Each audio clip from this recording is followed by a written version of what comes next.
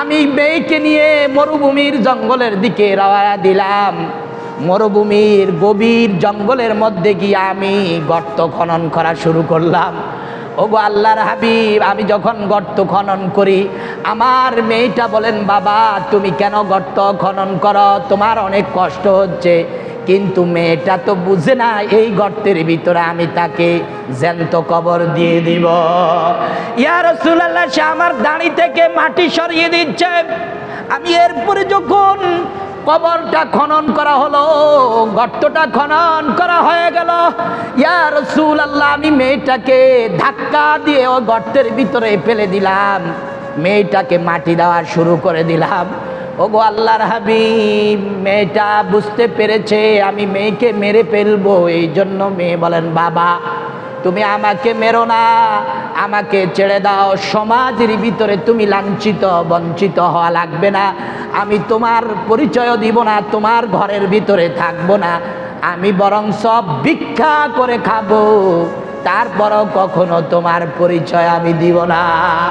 আমাকে তুমি পরে আমার ভাইরা বাবারা ভালোভাবে খেয়াল করো, যেই নারী ছিল সমাজের ভিতরে অপদস্থ, অবহেলিত, লাঞ্ছিত, বঞ্চিত, নারীর কোনো সম্মান ছিল না, এমন একটা জমানা পিছনে ছিল, এমন একটা জমানা পিছনে ছিল যেটাকে আইয়ামে জাহিলিয়াতের জমানা বলা হয়।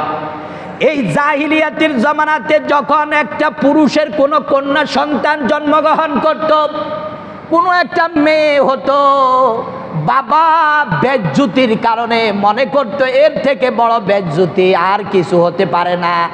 নিজেকে বেজ্জুতির কারণে নিজের এলাকা থেকে পলায়ন করত এবং চেহারা কালো হয়ে যেত, চেহারা কালো মলিন হয়ে যেত। আল্লাহ তাআলা বলেন, যাল্লা ওয়াজহুহু মুসওয়াদ্দান ওয়া হুয়া কাযীম, তার চেহারা কালো হয়ে যেত এবং তার ফ্যামিলি গোত্র থেকে, সমাজ থেকে কেন মেয়ে হলো, কেন মেয়ে হলো, এই জন্য সমাজ থেকে সে পলায়ন করে অন্যত্র চলে যাইত।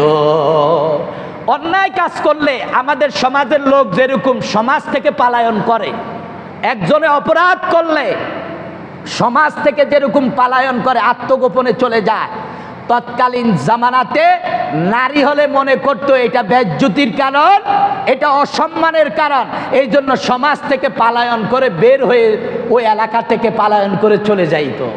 এরকম মনে করতো, চেহারা লাল হয়ে যাইতো, মলিন হয়ে যাইতো। শুধু তাই নয়, আল্লাহ তাআলা বলেন ইয়াতাওয়ারা, আল্লাহ তাআলা বলেন আয়ুমসিকুহু আলা হুনিন আমি ইয়াদুসসুহু ফিত তুরাব। এরা এরপরে কি চিন্তা করতো দেখেন, যাদের কন্যা হতো এরা মনে করতো আরে আমার অপমান, আমার ইজ্জত শেষ, এই ইজ্জত শেষ, এটা বলে বলে তারা চিন্তা করতো এখন মেয়ে এটাকে আমি কি রেখে দিব।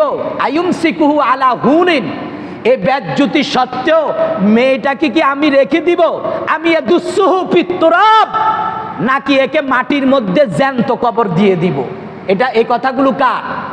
আল্লাহর। এই মানুষগুলো বলতো, এই মানুষগুলার কথাগুলো আল্লাহ কোরআনে রেকর্ড করে দিয়েছেন।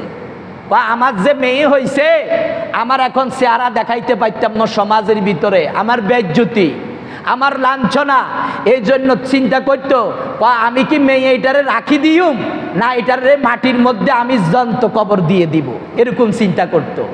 একটা মেয়ে, একটা সন্তানকে জ্যান্ত কবর দিয়ে দেওয়া এটা সাধারণ ব্যাপার না মারাত্মক ব্যাপার? মারাত্মক ব্যাপার। সে কত বেশি অসম্মানিত বোধ করলে, কত বেশি সে লাঞ্ছনা বোধ করলে মনে করতো আমার মেয়েকে আমি কবর দিয়ে দিতে হবে। জ্যান্ত কি দিয়ে দিতে হবে বলেন? কবর দিয়ে দিতে হবে। এই জন্য বাস্তবেই তারা জ্যান্ত কবর দিয়ে দিত। জ্যান্ত কি দিয়ে দিত বলেন?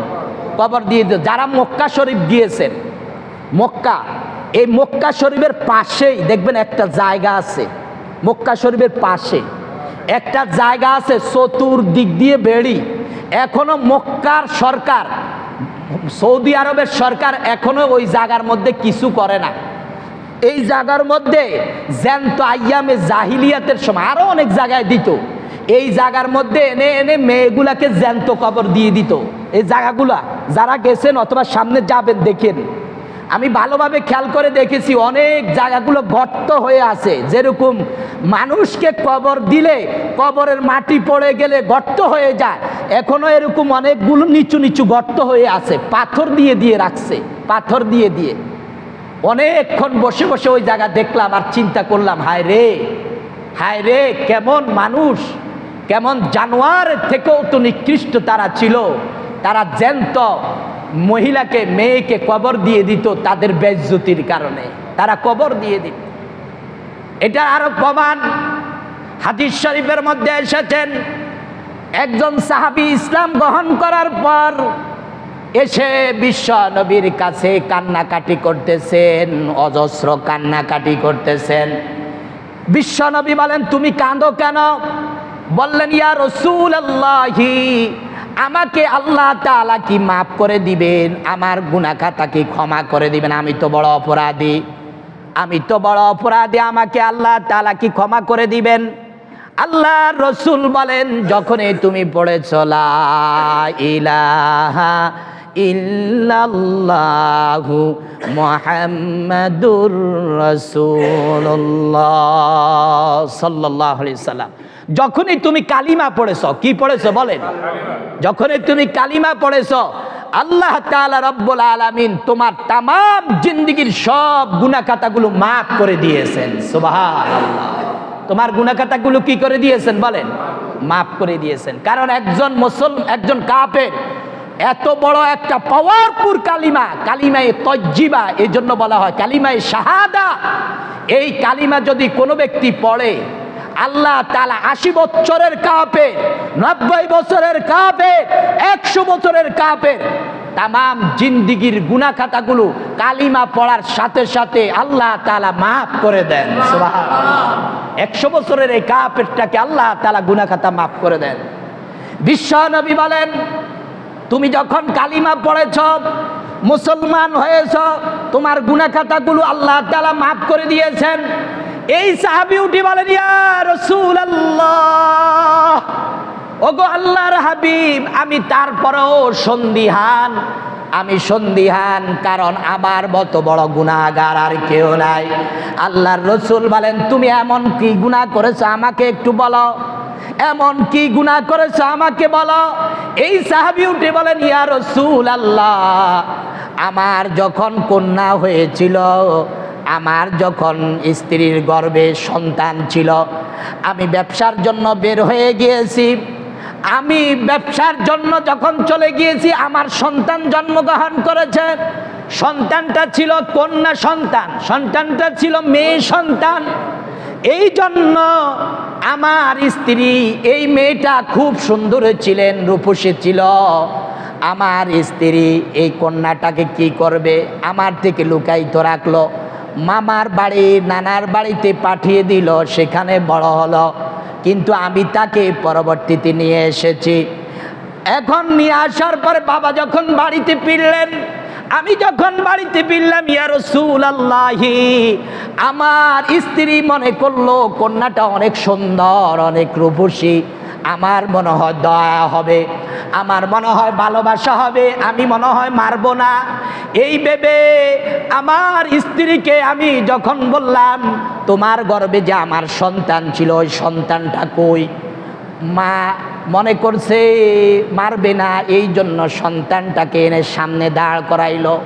যখন সামনে দাঁড় করাইলো, স্বামী তো তখন রাগে গোস্সায় পেটে পড়লো, মেয়ে সন্তান, এই মেয়েকে রাখা যাবে না, এই মেয়েকে যদি সমাজের ভিতরে রাখা হয় আমার ইজ্জত শেষ হয়ে যাবে। সেই জন্য ইয়া রাসূলুল্লাহ, আমি তার মাকে বললাম তাকে এরকম সাজগোজ করিয়ে দাও, আমি তাকে তার নানার বাড়িতে বেড়াতে নিব, অথবা আমি জিয়াফতের মধ্যে তাকে নিব। ইয়া রাসূলুল্লাহ এই কথা বলে আমি মেয়েকে নিয়ে মরুভূমির জঙ্গলের দিকে রওনা দিলাম। মরুভূমির গভীর জঙ্গলের মধ্যে গিয়ে আমি গর্ত খনন করা শুরু করলাম।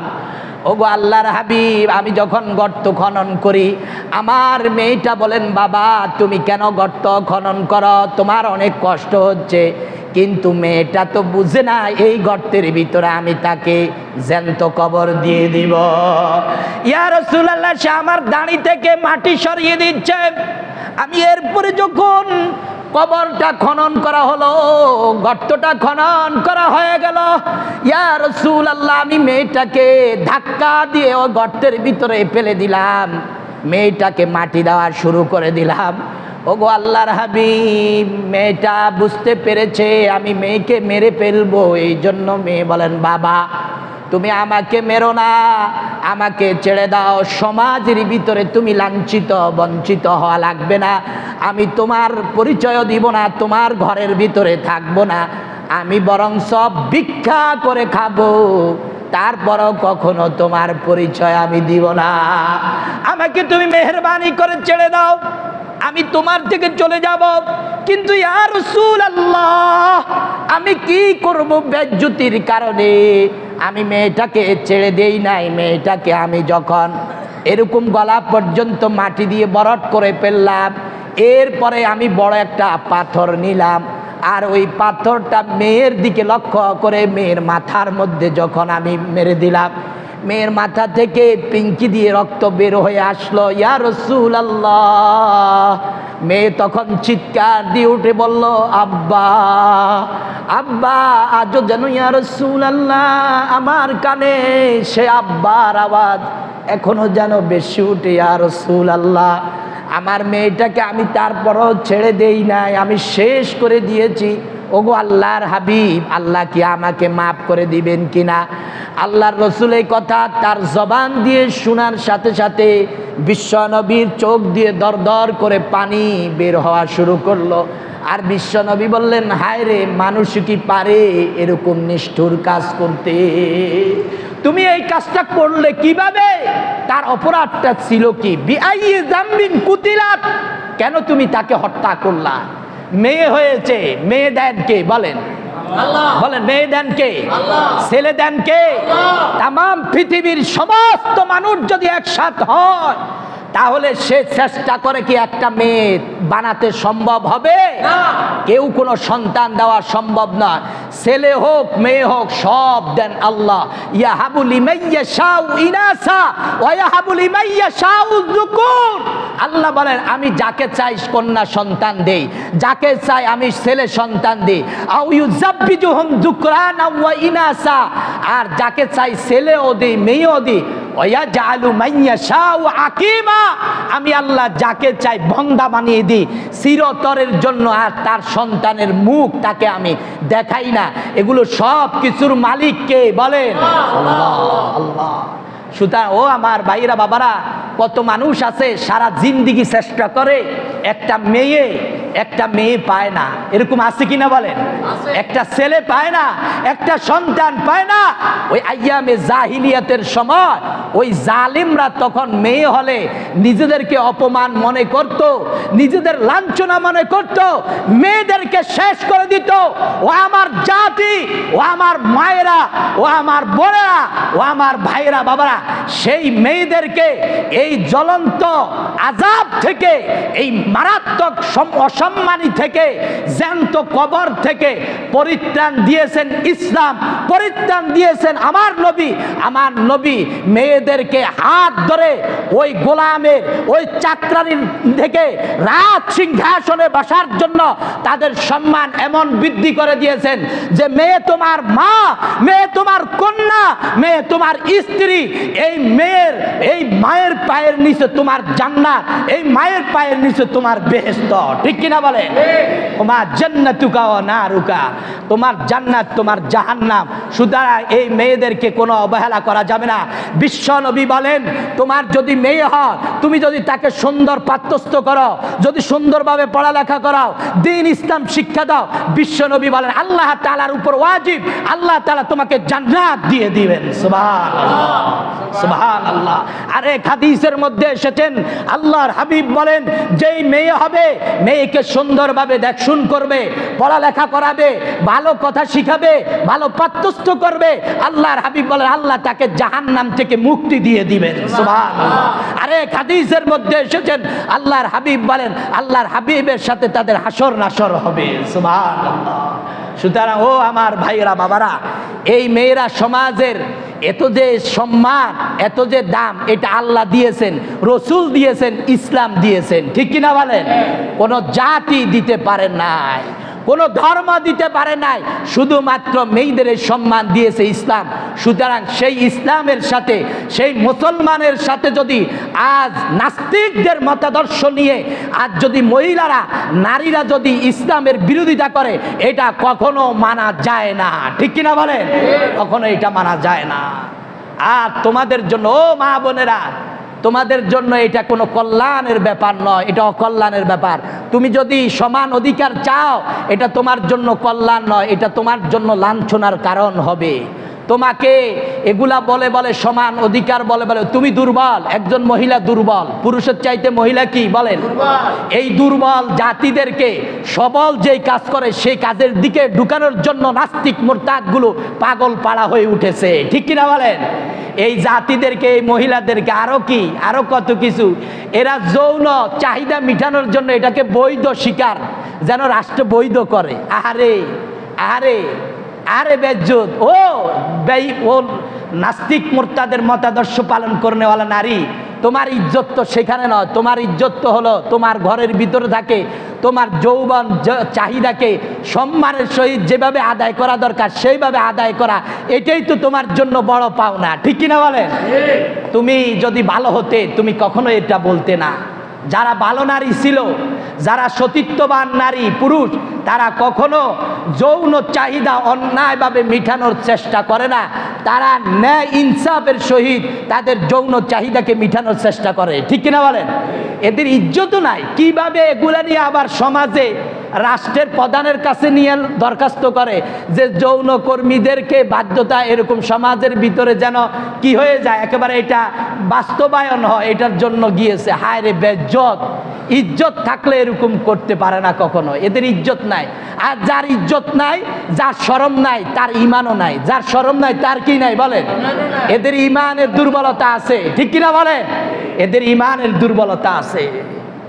ও আমার ভাইরা বাবারা, আপনাদেরকে একটা কথা বলবো। হযরতে সারা হযরতে ইব্রাহিম আলাইহিসসালাতু ওয়াসসালামের স্ত্রী ছিলেন। কার স্ত্রী বলেন?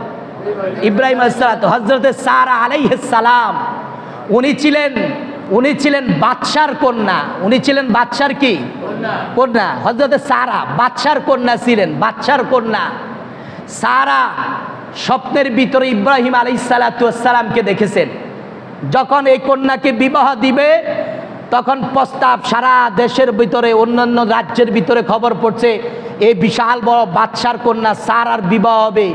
বাদশাদের কন্যারা, সন্তানরা আসো, সারা যখন যাকে নির্বাচন করবে তার সাথে বিবাহ হবে। সারা যখন এই সারা আলাইহিসসালাম যখন ও বিভিন্ন দেশ থেকে বড় বড় বাচ্চাদের সন্তানরা আসলো, সুঠাম দেহের অধিকারী, সুন্দর সুন্দর দেহের অধিকারী কোন সন্তানরা আসলো, সবাইকে বলল না সরে যাও, তোমাদের সাথে আমার হবে না, হবে না, হবে না। এক একদিন এক একজন আসতেছে সুঠাম দেহের অধিকারী, খুব স্মার্ট, সরিয়ে দিল, সরে যাও, তোমাদের সাথে আমার বিবাহ হবে না। হঠাৎ করে একদিন দেখে একজন দরবেশ, এরকম দাড়ি টুপি পাগড়িওয়ালা আসছে। আসার পরে হযরতে সারা বাদশার কন্যা বলে, আব্বা এই ছেলেটাকে রাখেন, এই ছেলেটাকে আটক করেন, এই ছেলেটা। বাবা বলল, বাবা, সারা আলাইহিসসালাতু ওয়াসসালামের বাবা বললেন, বাবা তুমি একটা বাদশার কন্যা, তোমার কাছে কত সুঠাম দেহের অধিকারী মেয়েরা, ছেলেরা আসতেছে, তুমি একটা দরবেশ, এরকম দাড়ি টুপি পাগড়িওয়ালা মানুষ, একে নির্বাচন করলা। সারা আলাইহিসসালাম বললেন, আব্বা আপনি জানেন না, আমি স্বপ্নের ঘরে যেই সন্তানটাকে দেখেছি, এতদিন পর্যন্ত তালাশ করেছি, এই যত বাদশার সন্তানেরা আসছে একটাও সেই কাতারে পড়ে নাই। আর যে দরবেশের কথা আপনি বলতেছেন, এটাই আমার কাতারের মধ্যে পড়েছে, ঠিক কিনা বলেন? এটাই আমার কাতার, একে রাখেন, এর সাথে আমার বিবাহ হবে।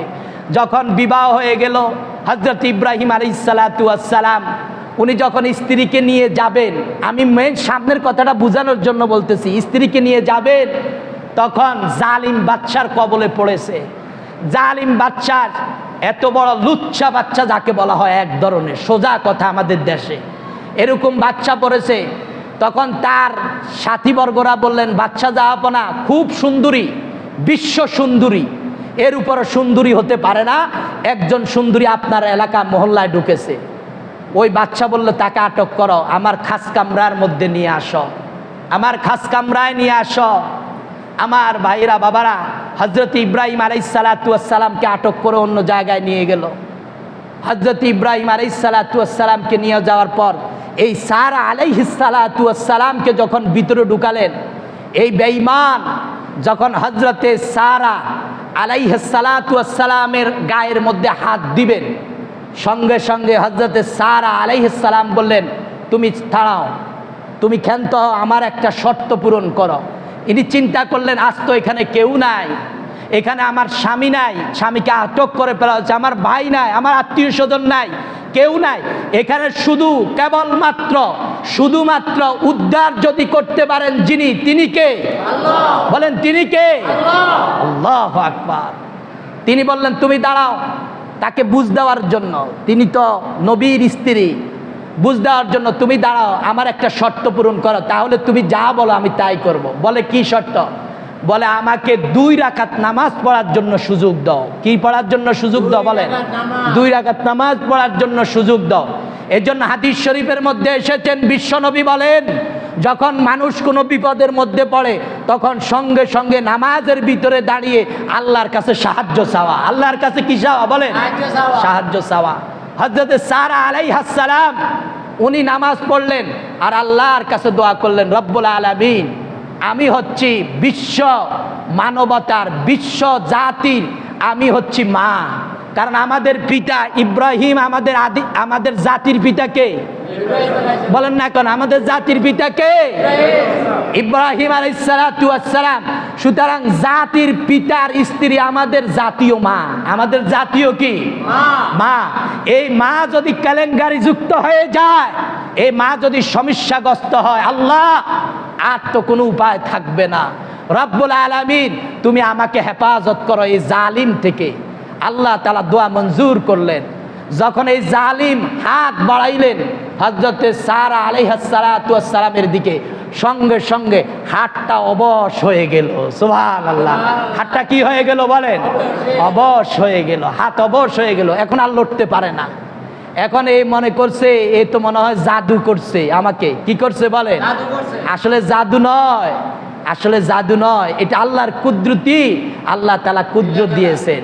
আমার ভাইরা এখন এই চিন্তা করলো আমি কি করব। তখন সারা আলাইহিসসালাতু ওয়াসসালামের কাছে বললেন, আপনি মেহেরবানি করে আমাকে একটু ছেড়ে দেন, আমি আর অন্যায় করব না। আমি আর কি করব না? বলেন অন্যায় করব না, আপনার সাথে কিছু করব না। উনি আল্লাহর কাছে ফরিয়াদ করলেন, আল্লাহ এই জালিম বলতেছে ভালো হয়ে গিয়েছে, আল্লাহ তুমি ছেড়ে দাও। হাত ভালো হয়ে গেছে। হাত কি হয়ে গেছে? শরীর ভালো হয়ে গিয়েছে। এখন আমাদের দেশে একটা কথা আছে, কুকুরের লেজ যদি সারা জীবনও একটা শিশির ভিতরে ঢুকানো হয়, ভালো হয় না, সোজা হয় না। এরকম মানুষের ভিতরে অনেক দুষ্ট আছে, সারা জিন্দেগি আপনি ভালো কথা বলবেন, সে কখনো সোজা হবে না। সে যেই সেই ওই লোহাকে যেরকম বাড়ি দিলে কয়, রে আমি আমি লোহাকে তুই তামা বানাতে পারতি না, আমি লোহাকে তুই পিতল বানাতে পারতি না, আমি যেই সেই। ওই জালিম, কিছু জালিম আছে সারা জিন্দেগি ওয়াজ নসিহত ভালো কথা বললো, এ ভালো হয় না, এ ভালো হয় না, এ নামাজি হয় না, রোজাদার হয় না, দিনদার হয় না, পরহেজগার হয় না, আল্লাহওয়ালা হয় না। ঠিক কিনা বলেন? এরকম ওই জালিম যখন ভালো হয়ে গিয়েছে, এখন ভালো হয়ে যাওয়ার পর আবার উদ্বুদ্ধ হইস, আবার ওনার দিকে হাত যখন নিয়ে আসছে, হযরতে সারা আলাইহিসসালাম বলল, আল্লাহ তুমি হেফাজত করো। আবার হাত অবশ হয়ে গেল, শরীর অবশ হয়ে গেল। আবার যখন দোয়া করলো ভালো হলো। তৃতীয়বারের পরে চিন্তা করলো, সর্বনাশ, এ কোনো সাধারণ মহিলা নয়, এ এ কোনো কি মহিলা নয় বলেন, সাধারণ মহিলা নয়। আমি যদি এর সাথে এরকম করি আমার অবস্থা খারাপ হবে। শেষ বলল, আমি আল্লাহর নামের শপথ করি বলতেছি তোমার সাথে আর কিছু করব না, তুমি আমাকে ছেড়ে দাও।